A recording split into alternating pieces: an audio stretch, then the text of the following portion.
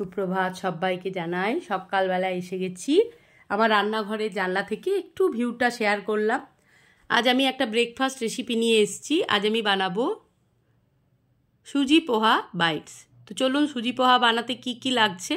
এখানে আমি চিড়ে নিয়েছি সুজি, ধনেপাতা কুচি, কারি পাতা, সাম্বার মশলা, কাশ্মীরি লঙ্কার গুঁড়ো, সর্ষে, শুকনো লঙ্কা, গোটা জিরে, তিল, হিং আর টক দই।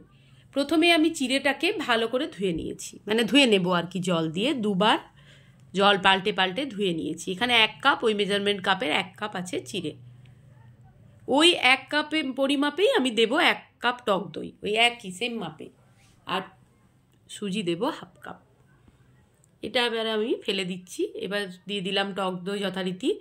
তারপর দিয়ে দিচ্ছি আমি সুজি, মেজারমেন্ট কাপের 1/2 সুজি হবে। এবার ভালো করে আমি চামচ দিয়ে মিশিয়ে নেব। জল কিন্তু কোনো লাগবে না, দই জল আছে আর চিড়ে তো এমনি ভেজানোই ছিল। তো ভালোভাবে এভাবে মিক্স করে নিচ্ছি। খুব ইনস্ট্যান্ট হয়ে যায় বাচ্চাদের টিফিনে, আপনারা এটা দিতে পারেন, বড়রাও নিয়ে যেতে পারেন। খুব পেট ভরা একটা খাবার এবং হেলদিও, যেহেতু কোনো ফ্রাইড ব্যাপার এখানে নেই। এবার এটাকে আমি 7 থেকে 10 মিনিট মতো রেস্টে রেখে দেব। সময় কম থাকলে 5 মিনিট রাখতেও পারেন, অসুবিধা নেই।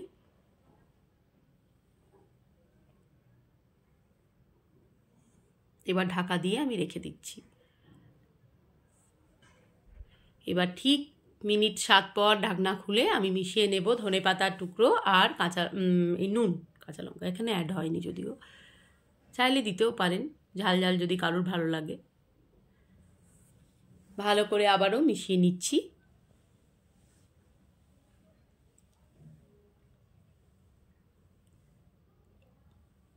পুরোটা এভাবেই মিশিয়ে নেব। এরপর একটা প্লেটের মধ্যে আমি তেল একটু মাখিয়ে নেব, কারণ আমি এগুলোকে একটা শেপ দেব গোল গোল, তো যাতে চিপকে না যায় প্লেটে, তো একটু তেল বুলিয়ে নিচ্ছি আমি। এইভাবে গোল গোল শেপে আমি বানিয়ে নেব।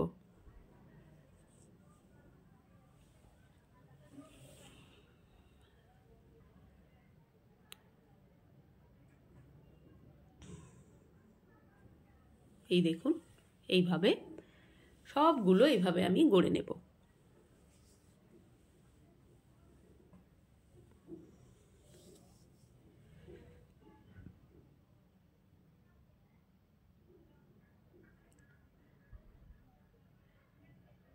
এইভাবে সবগুলোই তৈরি হয়ে গেছে। এবার আমি একটা ডেকচি বসিয়ে দিয়েছি, জল গরম হচ্ছে, আর ইডলি স্ট্যান্ডের মধ্যে আমি একটু তেল ব্রাশ করে নিয়েছি। এবার একটা একটা করে আমি ওগুলোকে ওর মধ্যে দিয়ে দিচ্ছি। আপনাদের কাছে যদি ইডলি স্ট্যান্ড না থাকে, আপনারা অন্য কিছুতেও স্টিম দিতে পারেন।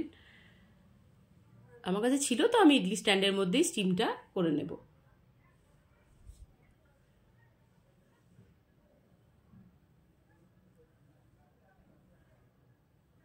রোজ টিফিনে কি দেওয়া হবে, টিফিনে কি খাওয়া হবে, এটা কিন্তু আমাদের সবার একটা সমস্যা। তাই কোনো কিছু নতুন করলে বা কিছু একটা চটজলদি কোনো কিছু বানাতে পারলে খুব ভালো লাগে। তো এইভাবে বসিয়ে দিলাম আমি। এবার ঢাকা দিয়ে দেবো। মিনিট 7-8 পর ঢাকনা খুলে বয়েল হয়ে গেছে। এবার ওটাকে আমি ওখান থেকে তুলে নিচ্ছি।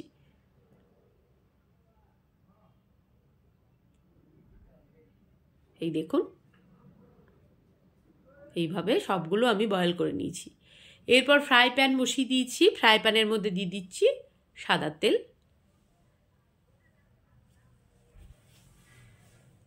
এবার এক এক করে ফোড়নগুলো দিয়ে দেবো। জিরে, শুকনো লঙ্কা দিলাম, তারপর দেব সর্ষে,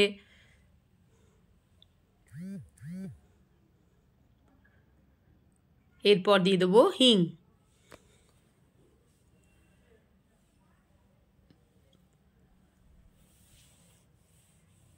তারপরে দিয়ে দেবো কারি পাতা, তারপর দিয়ে দেবো তিল, এরপর অ্যাড হবে সাম্বার মশলা, তারপর কাশ্মীরি লঙ্কার গুঁড়ো, আর অল্প একটু আমি নুন দিয়েছি, সেটা আর আমার ভিডিওতে মানে নেওয়া হয়নি, সামান্য পরিমাণে নুন, অল্প। এবার ভালো করে মিক্স করে নিচ্ছি ফোড়নটাকে। খুব সুন্দর একটা না গন্ধ বেরিয়ে গেছে, সর্ষে, হিং, কারি পাতা, তারপর তিল, শুকনো লঙ্কা, একটা অসাধারণ গন্ধ উঠছে। এবার আমি দিয়ে দিচ্ছি ওই চিড়ে পোহা বাইটসগুলো, আমি দিয়ে দিলাম। এবার ভালো করে আমি খুন্তি দিয়ে মিক্স করে নেব।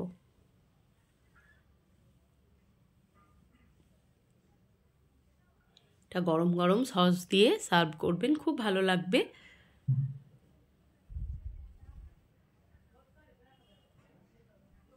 এইভাবে নাড়াচাড়া করে নিলাম।